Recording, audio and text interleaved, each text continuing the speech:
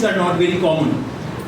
So about 100 years back, many used to believe that everything that were to be developed in physics or discovered in physics were already discovered, and chemistry, biology and everything else could be derived from the laws which were already there in physics literature. After that time, people realized that even with simple building blocks, there can be emergent behavior which were so complex that no computer or complex calculation could reproduce them.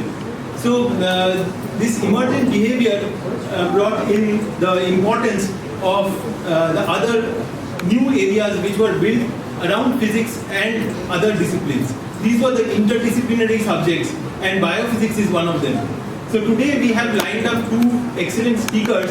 Both will talk about different areas in biophysics or topics involving both physics and biology, and we are eager to hear from them.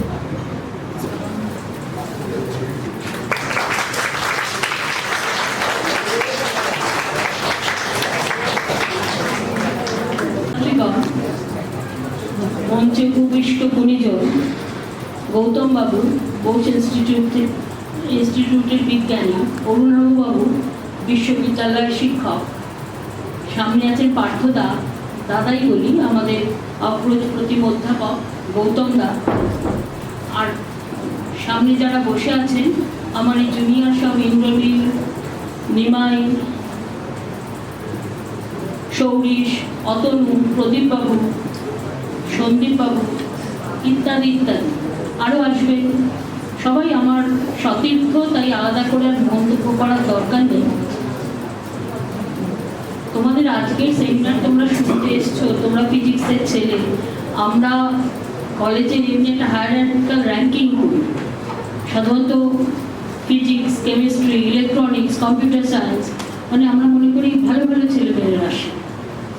এটা প্রচলিত ধারণা। বেশ এককালে যেমন মনে করা হতো দর্শন নিয়ে পড়লে মানে একটা ভীষণ স্কলার, ঠিক বর্তমান যুগে সেইভাবে তোমরাও জানো এবং আমরাও বিশ্বাস করি যে কম্পিউটার বা ও বাবা, আমাদের মধ্যে উপস্থিত হয়েছেন ডক্টর রফি আহমেদ, আমাদের পূর্বতন টিচার ইনচার্জ। আমি খেয়াল করিনি, ক্ষমা করে দেবেন। ধন্যবাদ তোমাদের। তো আজকে আমরা জানি বেসিক সায়েন্স বলতে যেটা বোঝায়, একদিকে যেরকম ফিজিক্স, কারণ কম্পিউটার শিখি আমরা, ইলেকট্রনিক, কম্পিউটার, এগুলো বোধহয় কিছু প্রয়োগমূলক দিক, আর তত্ত্বটা বোধহয় সেই থাকে ফিজিক্সে।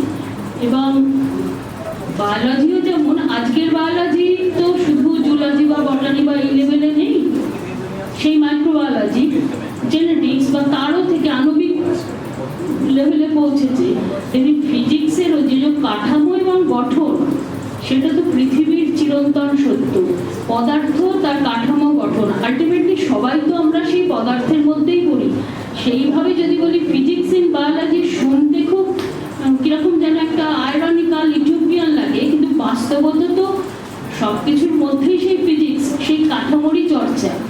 আজকাল তো জ্ঞান বিজ্ঞান মানে গান টান সঙ্গীতের মধ্যেও কাঠামোর চর্চা চলছে।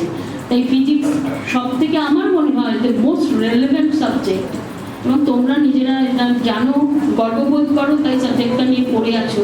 আর আমাদের মধ্যে নকিঞ্চন ব্যক্তিরা যা শুনতে এসছে, আজকে আমি শুনতে পেরেই আনন্দিত, যদিও পুরোটা শুনতে পারলে খুব ভালো লাগতো।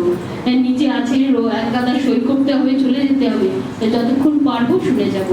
ধন্যবাদ। আমি আহ্বান করছি এরপর গৌতম বাবুকে, অরুণাভ বাবুকে এদেরকে কিছু বলার জন্য।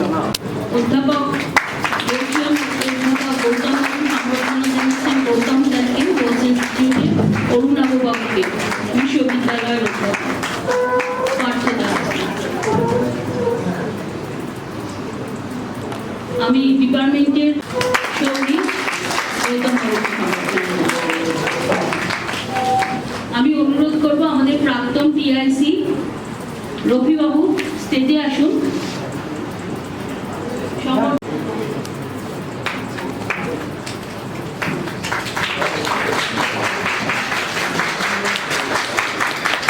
সংবর্ধনার ব্যাপারটাই খুব আলংকারিক,